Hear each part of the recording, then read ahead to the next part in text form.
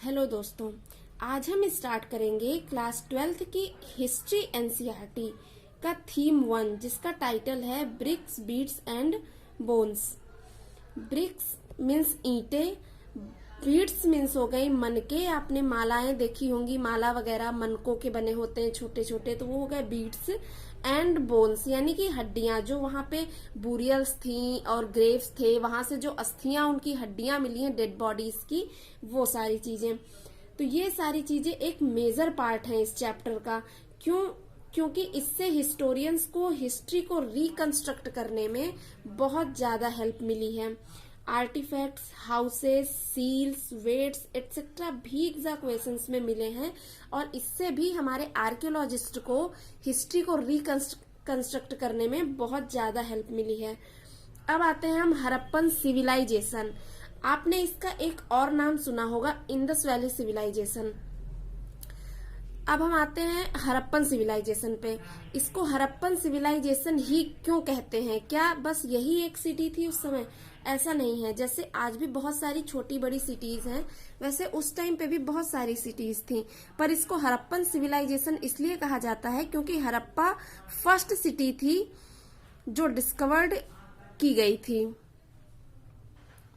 And बहुत सारी cities और आगे की डिस्कवरीज के बाद हमें पता चला बहुत सारी सिटीज हैं जो इंडस वैली के इधर उधर आसपास ही सिचुएटेड रहती थी, तो जिससे कि इसको बाद में इसका एक नाम और दिया गया, जिसको कि हम बोलते हैं इंडस वैली सिविलाइजेशन। अब आते हैं हम हड़प्पन सील पे, जो कि एक टाइप का स्टोन जो कि स्टेटाइट का बना होता था, और इस सील पे बहुत तरह के साइंस बने होते थे, एनिमल मोटिव बना होता था। उस साइन को उनकी स्क्रिप्ट भी बोला जाता है कि वो उनकी स्क्रिप्ट थी, जो कि अभी तक अनडिसाइफर्ड है। अगर उसे पढ़ा जा चुका होता तो शायद बहुत सारी चीजें जो अभी हमें नहीं पता है वो सब भी सॉल्व हो जाती, बट अनफॉर्चुनेटली वो अभी अनडिसाइफर्ड है, यानी कि अभी पढ़ा नहीं जा चुका है। और उनकी जो स्क्रिप्ट थी, यानी कि उनकी लिपि, वो पिक्टोग्राफिक थी। जैसे कि हमारी स्क्रिप्ट है देवनागरी, वैसे उनकी स्क्रिप्ट थी पिक्टोग्राफिक, यानी कि भाव चित्रात्मक लिपि। उसके बाद और भी बहुत सारी चीजें वहां से मिली हैं। आर्टिफैक्ट्स हो गए, हाउसेस हो गए, पॉट्स, बुरियल्स, जिनसे भी हमें उस टाइम पीरियड की सोशल लाइफ कैसी थी, वहाँ के लोग कैसे रहते थे, क्या खाते थे, बहुत सारी चीजें इन सब चीजों से पता चलती हैं। फिर हम आते हैं, आर्कियोलॉजिस्ट ने एक टर्म दिया है कल्चर। कल्चर का मतलब क्या होता है?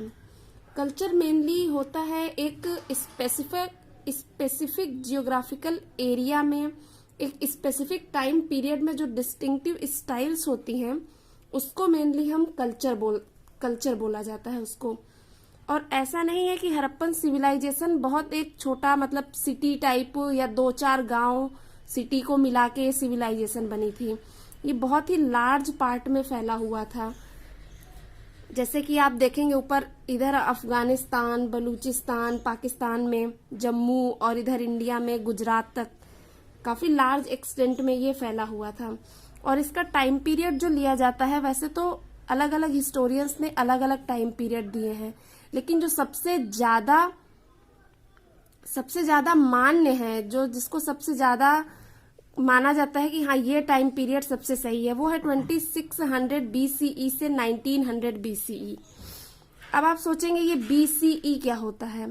BCE होता है बिफोर कॉमन इरा। कॉमन इरा होता है CE, जिसको कि क्राइस्ट, आप ईसा मसीह को जानते होंगे, उनका जो जन्म होता है उसको वहां से लेकर के अब तक को एक कॉमन इरा बोला जाता है।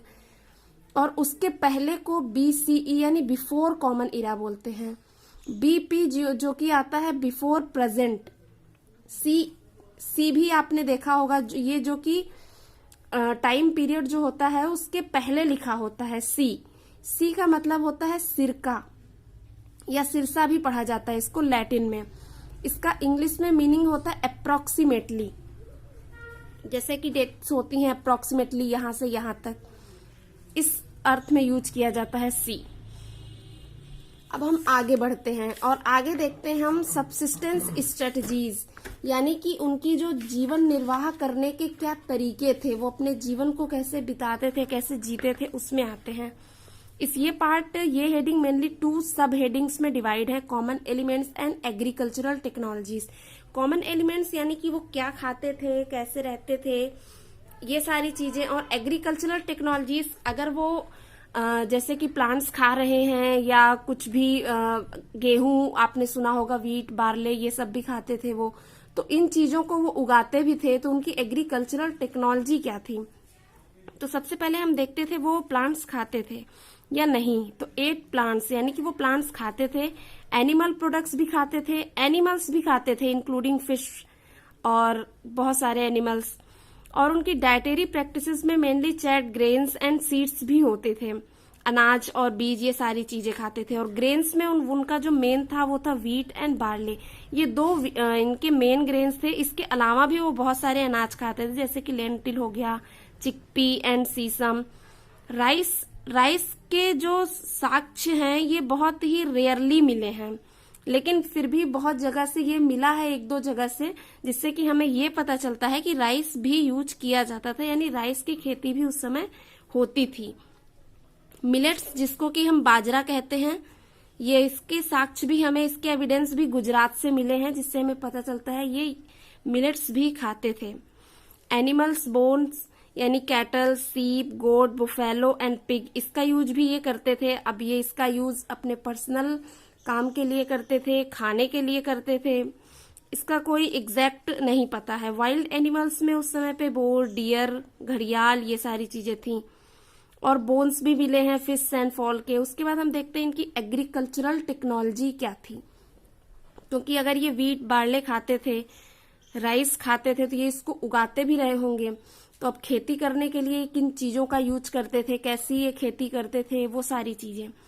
तो बुल आपने देखा होगा, बुल इनका बहुत ही इस टाइम पीरियड का बहुत ज्यादा बोलेंगे आप इसको वर्शिप्ड एक तरीके से था। आपने इनकी सील पे देखा होगा 1 हॉर्न बुल डिपिक्टेड होता है। एंड ऑक्सिन यानी बैल का यूज ये लोग प्लॉइंग यानी कि खेत जोतने में करते थे। टेराकोटा का प्लॉ भी मिला है, यानी कि हल, मिट्टी का हल। टेराकोटा एक टाइप की मिट्टी होती है, एक डिफरेंट टाइप की मिट्टी, क्ले होता है, उसके हल मिले हुए हैं, जो कि चोलिस्तान से मिला है। और बनावली यानी कि हरियाणा से मिला है, बनावली जो कि हरियाणा में है, वहां से भी मिला है टेराकोटा प्लॉ। उसके बाद आते हैं प्लॉट फील्ड पे, यानी कि जुते हुए खेत मिले हैं हमारे कालीबंगन से, जो कि राजस्थान में सिचुएटेड है। और वो जो खेत मिला है उसकी सबसे खास बात है कि वो राइट एंगल पे जुता हुआ है, यानी कि एक लाइन, ऐसे कुछ लाइंस हैं तो एक उसके राइट एंगल पे दूसरे, जिससे कि ये हम गेस करते हैं कि ये लोग 2 टाइप के क्रॉप्स एक साथ उगाते थे, एक इधर और एक इधर, 2 क्रॉप्स एक साथ उगाते थे। और ट्रेसेस ऑफ कैनाल भी मिले हैं। अब ये लोग खेती करते थे तो हर समय तो पानी अवेलेबल होगा नहीं, तो ये लोग कैनाल यानी कि नदियों से, जो इंडस वैली थी उससे कैनाल के थ्रू खेतों तक पानी ले जाते थे। तो ट्रेसेस ऑफ कैनाल भी मिले हैं, जो कि हमें सोर्तुघई अफगानिस्तान में मिला है। अब हर समय पानी अवेलेबल हो नहीं सकता, हर जगह पे कुछ एरिया उससे दूर भी थे इंडस वैली से, तो वहां पे पानी को स्टोर करके रखा जाता था। तो वाटर रिजर्वायर मिला है, कहाँ से, धौलावीरा से। धौलावीरा एक बहुत ही इम्पोर्टेंट साइट है हड़प्पन सिविलाइजेशन की। ये हम जब अलग से और डिटेल में ये सारी चीजें आगे के वीडियोस में डिस्कस करेंगे तो फिर देखेंगे, धौलावीरा के बारे में हम डिटेल से पढ़ेंगे उस समय। अब हम आते हैं इसकी नेक्स्ट हेडिंग, मोहनजोदारो उस समय की एक बहुत ही well developed, well planned city थी। जैसे आज का आप समझ लीजिए दिल्ली, बॉम्बे वगैरह, उस समय उसी तरह था मोहनजोदारो। इसमें तमाम टाइप की सब हेडिंग्स हैं जो कि हमें इस सिटी के बारे में बताती हैं। ये उस समय की एक तरीके से मेट्रो सिटी थी। सबसे पहले हम देखते हैं मोहनजोदारो में एक प्लान्ड, उसका अर्बन सेंटर जो था मोहनजोदारो, वो किस तरीके से प्लान्ड था। तो ये जो था ये मेनली 2 टाइप्स में, 2 पार्ट में डिवाइड था। एक पार्ट जो कि जिसको कि हम, एक वेस्टर्न पार्ट था, एक ईस्टर्न पार्ट था। तो एक था जो वो स्मॉलर था बट हाइयर था, यानी कि वो पार्ट छोटा था, उसका एरिया जो था वो कम था, लेकिन वो हायर पार्ट था, ऊंचाई पे बसा हुआ था। और दूसरा जो कि लोअर था, नीचे बसा हुआ था, लेकिन वो बड़ा था, काफी लार्ज एरिया में फैला हुआ था। अब जैसे कि आप अपनी सिटी में देखिए, जो सिविल लाइंस एरिया है वो पूरे उसमें तो फैला नहीं होता है, वो एक जगह छोटे से पार्ट में, और सब मेन जितने भी इम्पोर्टेंट चीजें होती हैं वो वहां पे होती हैं। उसके अलावा जो लोग रहते हैं वो अगल बगल के एरिया में रहते हैं, छोटे छोटे टाउन्स हो गए, ऐसी जगहों पे।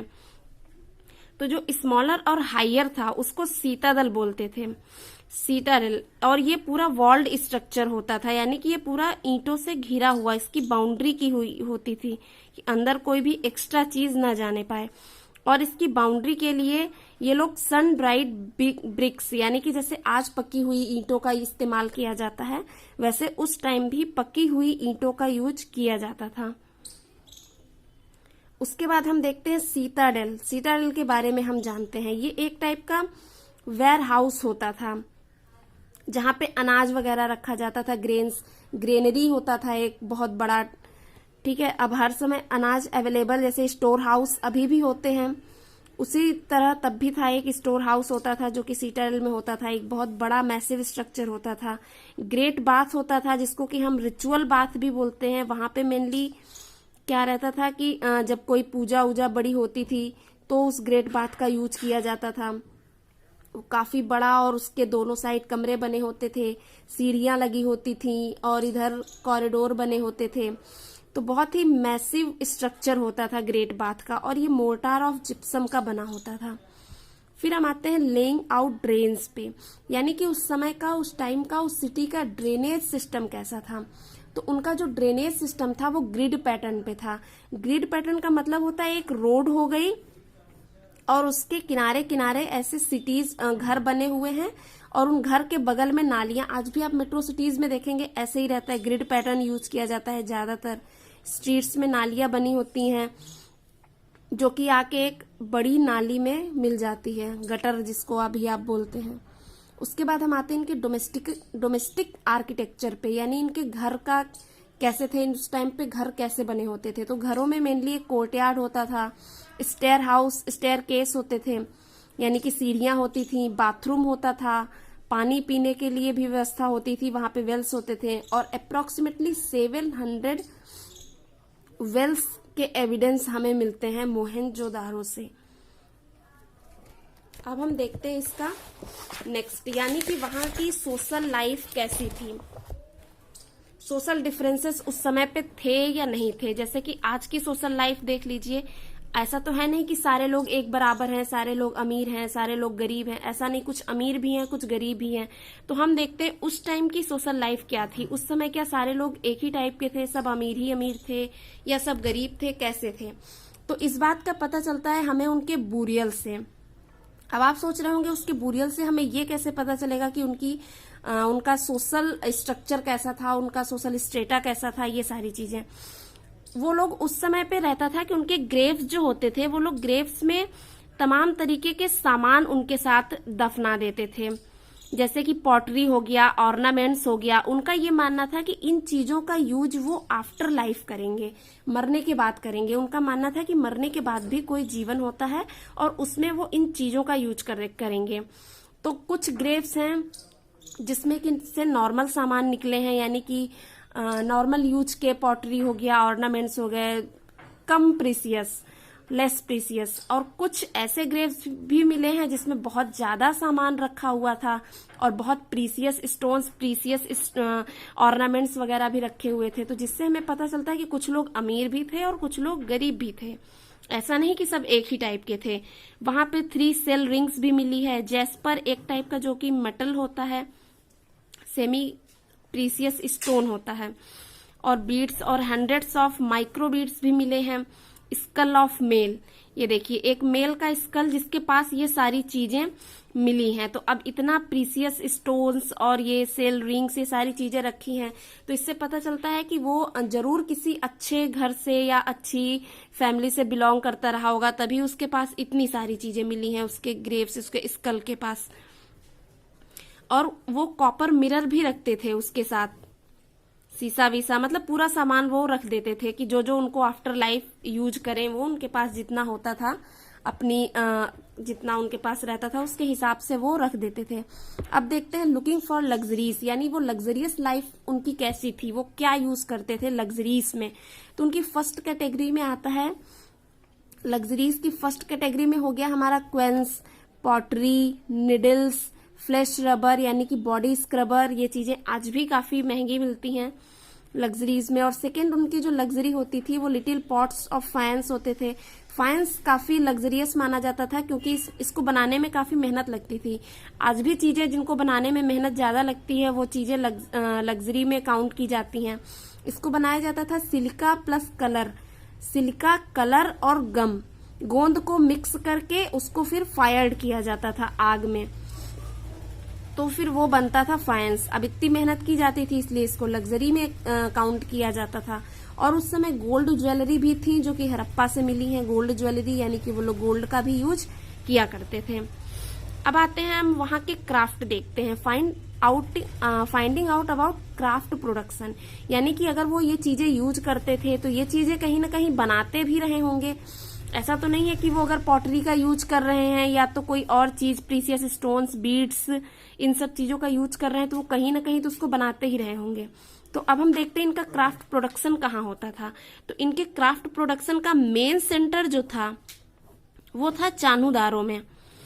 चान्हूदारो, इसको आप इनका एक ब्यूटी स्पॉट भी बोल सकते हैं। जितने भी ब्यूटी वाली चीजें थी वो यहीं से ज्यादातर बनती थी।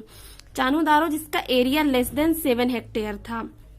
यहाँ पे क्या क्या काम होता था, बीड मेकिंग का काम होता था, सेल कटिंग का काम होता था, मेटल वर्किंग होती थी, सील मेकिंग भी यहाँ होती थी एंड वेट मेकिंग भी होती थी। वेट का यूज ये लोग सामान को तौलने, मापने, इन सब चीजों के लिए करते थे। सेल कटिंग हो गया, मेटल वर्किंग हो गई, ये सारे काम चान्हूदारो में होता था। और ये इन सब चीजों के लिए मटेरियल कौन से यूज किए जाते थे, तो मटेरियल होते थे मेनली स्टोन्स, जो कि जैसे स्टोन्स में आ गया हमारा carnelian, jasper, crystal, quartz and steatite. Steatite आपने सुना होगा, इसकी सील्स बनती थी स्टेटाइट्स की।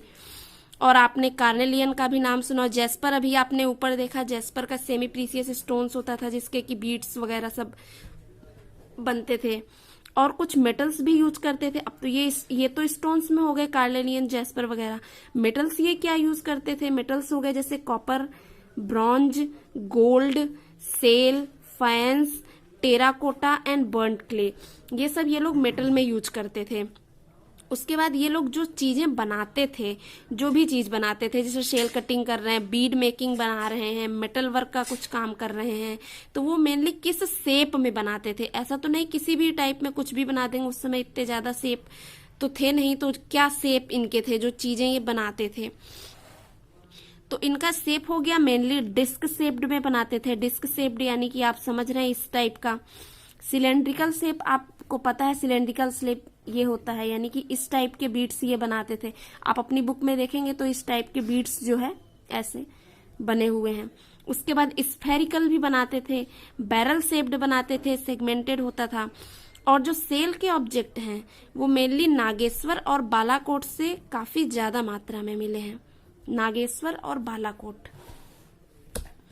उसके बाद आते हैं हम इनका आइडेंटिफाइंग सेंटर ऑफ प्रोडक्शन, यानी कि क्या किस टाइप का क्या बनाते थे। तो ये रॉ मटेरियल्स यूज करते थे, जैसे स्टोन्स हो गया, नोड्यूल्स, होल सेल्स हो गए, कॉपर ओर्स हो गए, टूल्स हो गए, अनफिनिश्ड ऑब्जेक्ट का यूज भी करते थे। और कुछ वेस्ट मटेरियल का भी यूज करते थे। ऐसा नहीं कि सब फाइन मटेरियल, कुछ चीज बना रहे हैं उसमें से जो चीजें बच जाती थी छोटे छोटे उन वेस्ट का भी यूज करके ये तमाम तरह की चीजें, तमाम तरह के क्राफ्ट का प्रोडक्शन ये करते थे। अब हम आते हैं इनका स्ट्रेटजीज फॉर प्रोक्योरिंग मटेरियल, यानी कि ये इनकी क्या स्ट्रेटजीज थी। ऐसा तो नहीं है कि ये बस इनका जो है खुद ही बनाते थे, खुद ही बेचते थे, खुद ही यूज करते थे। ये इनका था कि ये इनका ट्रेड मेनली कैसा था। तो ये ऐसा नहीं कि बस अपने शहर में, अपनी सिटी में बस उतना ही ट्रेड करते थे। इनका inter state and international trade दोनों टाइप का ट्रेड होता था। और इसके काफी सारे एविडेंसेस हमें मिलते हैं, जैसे कि मेसोपोटामिया में हड़प्पन सील्स का मिलना, और मेसोपोटामियन टेक्स्ट में हड़प्पा के बारे में मतलब कि मेलुहा वर्ड यूज किया गया है मोहनजोदारो यानी कि हड़प्पन कल्चर के लिए। और भी हम देखते हैं यहाँ पे किस टाइप के ट्रेड किए जाते थे। तो नागेश्वर एंड बालाकोट, ये आपको पता है, यहाँ से सेल मिला है, सेल के जो है सामान मिले हैं। उसके बाद सोर्तुघई है, सोर्तुघई जो कि अफगानिस्तान से काफी दूर है, वहां पे लैपिस लाजुली हो गया, एक ब्लू स्टोन होता है, लोथल हो गया जो कि सोर्स ऑफ कार्नेलियन था। ये चीजें हैं जहां से ये सब चीजें मिलती थी। फिर फ्रॉम बारूच इन गुजरात हो गया, स्टेटाइट मिलता था हमें from southern Rajasthan and northern Gujarat से, और मेटल मिलता था फ्रॉम राजस्थान से। अब इसका ये लोग इनलैंड आउटलैंड ट्रेड करते थे या नहीं करते थे वो देखते हैं हम। तो इनके कॉन्टेक्ट क्या थे डिस्टेंट लैंड्स के साथ, इनके कैसे कॉन्टेक्ट थे, यानी कि ये बाहर भी अपने व्यापार को फैलाए थे। जो इनके और भी कंटेम्परेरी जो सिविलाइजेशंस चल रही थी, जैसे कि मेसोपोटामियन सिविलाइजेशन हो गया, और भी तमाम तरह की सिविलाइजेशन थी उस समय। उस टाइम इजिप्टियन सिविलाइजेशन थी, तो उन सिविलाइजेशंस के साथ इनका ट्रेड था या नहीं था, ये बात हमें कैसे पता चलती है। तो एक कॉपर जो हड़प्पन कॉपर था वो ओमान से मिला है। ओमान वहीं बगल में एक दूसरी सिविलाइजेशन में था। तो ओमान से हड़प्पन कॉपर का मिलने का क्या मतलब है, ओमान से भी हड़प्पा का बिजनेस उस समय व्यापार ट्रेड होता था। वहां पे एक मेनली हड़प्पन जार मिला है जो कि इस टाइप का जार बना होता था। अब ये इस जार का यूज किस काम के लिए किया जाता था ये तो नहीं पता किसी को, लेकिन इस टाइप का जार मिला है ओमानी साइड से, जो कि एक हड़प्पन जार है। और ये हड़प्पन जार पूरा ब्लैक क्ले का बना हुआ है, ब्लैक क्ले का बना, जिसपे की कोटिंग की गई है लिक्विड्स की कोटिंग की गई है इसके पर्कुलेशन को, इसको प्रिवेंट करने के लिए इस पे एक लिक्विड की कोटिंग की गई है। और आप देखेंगे तो अकॉर्डिंग टू मेसोपोटामियन टेक्स्ट, जो मेसोपोटामियन टेक्स्ट है उसके अकॉर्डिंग कॉपर जो है मगन से आता था। मगन यानी कि ओमान, और ओमान में जो कॉपर था ब्रॉट फ्रॉम ओमान, वो कांटेक्ट इनका चूंकि हड़प्पा के साथ भी था, तो हड़प्पा में भी वो उस टाइप का कॉपर यूज किया जाता था। फिर हम आते हैं, फिर हम देखते हैं मेसोपोटामियन टेक्स्ट में एक और वर्ड का यूज मिलता है मेलुहा, जिसका मतलब उसमें लिखा हुआ है लैंड ऑफ सी फारर्स, यानी कि ये मेनली वर्ड यूज किया गया है हड़प्पन्स के लिए। मेलुहा वर्ड का यूज किया गया है मेसोपोटामियन टेक्स्ट में। और भी बहुत सारे वर्ड्स, मगन यूज किया गया है, मगन को ही ओमान भी बोलते हैं, दिलमुन का यूज किया गया है। और इनका बोला गया है कि मेलुहा के साथ ये लोग क्या ट्रेड करते थे, किन चीजों का, तो उसके साथ ये कार्नेलियन जो कि एक स्टोन होता है, lapis lazuli, copper, metal, gold and woods, इन सब चीजों का ट्रेड वो करते थे मेलुहा के साथ में। अब हम आते हैं इनकी, देखते हैं सील्स, स्क्रिप्ट्स और वेट्स क्या होते थे। अब ये लोग अब भाई ट्रेड कर रहे हैं, तो उसके लिए चीजों का आदान प्रदान, तो उसके लिए कुछ सील्स, कुछ पैसे होता था, उनकी लैंग्वेज एक दूसरे की समझने के लिए कुछ लैंग्वेज भी थी, इनकी स्क्रिप्ट। अब ट्रेड कर रहे हैं तो चीजों को तौलने मापने के लिए वेट की जरूरत भी पड़ती थी। तो वो इनका क्या था उसमें, सील्स एंड सीलिंग। इसमें क्या है, seals and sealings were used to facilitate long distance communication, यानी कि उसमें ये लोग वर्ड्स लिखे होते थे सील में, जो कि अभी अनडिसाइफर्ड है, आपको पता होगा ये बात। तो इस सील और सीलिंग्स का यूज करते थे ये कम्युनिकेशन के लिए भी, उस पर जो डिपिक्टेड होता था, उस पर लिखा होता था, उसे दूसरे लोग समझ के उसको जानते थे, उस पर क्या लिखा है, कैसे लिखा है, वो उनकी अपनी लैंग्वेज थी। फिर आते हैं हम एनिग्मेटिक स्क्रिप्ट, यानी कि उनकी स्क्रिप्ट, सील्स जो होती हैं उस पर आपने देखा होगा एक राइटिंग की लाइन, एक लाइन में मतलब लिखा होता था, आपने देखा है, अभी बुक में देखेंगे आप, उसमें फिगर सील्स पे बने हुए हैं साइन। तो वो क्या था, वो उनकी सील पे बना होता था, उनकी जो स्क्रिप्ट होती थी वो सील पे लिखी होती थी। और जो सबसे लॉन्गेस्ट इंस्क्रिप्शन मिला है उसमें 26 साइंस कंटेन है, मतलब उसमें 26 साइन बने हुए हैं, सबसे बड़ा इंस्क्रिप्शन। यानी अब उसमें 26 साइन बने हुए हैं, उसमें कुछ लिखा होगा, कुछ उनकी लैंग्वेज। और अभी तक ऑलमोस्ट 375 to 400 साइंस डिस्कवर्ड किए जा चुके हैं, लेकिन पढ़ा एक भी नहीं गया है, मतलब किसी का नहीं पता है। लेकिन इतने अलग अलग टाइप के साइन अब तक हमें अलग अलग इंस्क्रिप्शन से मिल चुके हैं। और जो सबसे लॉन्गेस्ट इंस्क्रिप्शन है उस पे जो 26 साइन बना हुआ है। और इनकी जो स्क्रिप्ट होती थी वह मेनली राइट टू लेफ्ट होती थी। जैसे कि अभी हम क्या लिखते हैं, लेफ्ट टू राइट लिखते हैं, इधर से लिखते हैं इधर की तरफ, लेकिन ये राइट टू लेफ्ट लिखते थे, यानी इधर से लिखना शुरू करते थे और इधर आके यहाँ पे खत्म करते थे। इस टाइप की थी इनकी स्क्रिप्ट। और इनका वेट देखते हैं, इनके वेट्स यानी कि ये चीजों को मापने तौलने के लिए किस टाइप के वेट्स का यूज करते थे।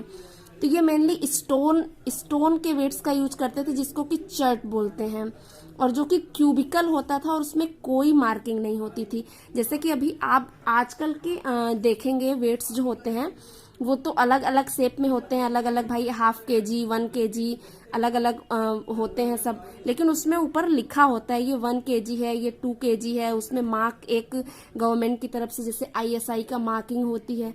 लेकिन उस टाइप पे ऐसी कोई मार्किंग नहीं होती थी और सारे के सारे क्यूबिकल होते थे। अब भाई अलग अलग माप के लिए कुछ छोटे बड़े समझते होंगे वो लोग कौन सा किस चीज के लिए यूज किया जाता है, लेकिन फिलहाल तो उस जो भी मिले हैं वेट्स उसमें कोई भी मार्किंग नहीं है और सारे क्यूबिकल हैं। और वो सब चर्ट्स जिसको कहा जाता है, स्टोन एक टाइप का होता है, उसके बने होते हैं मेनली वेट्स।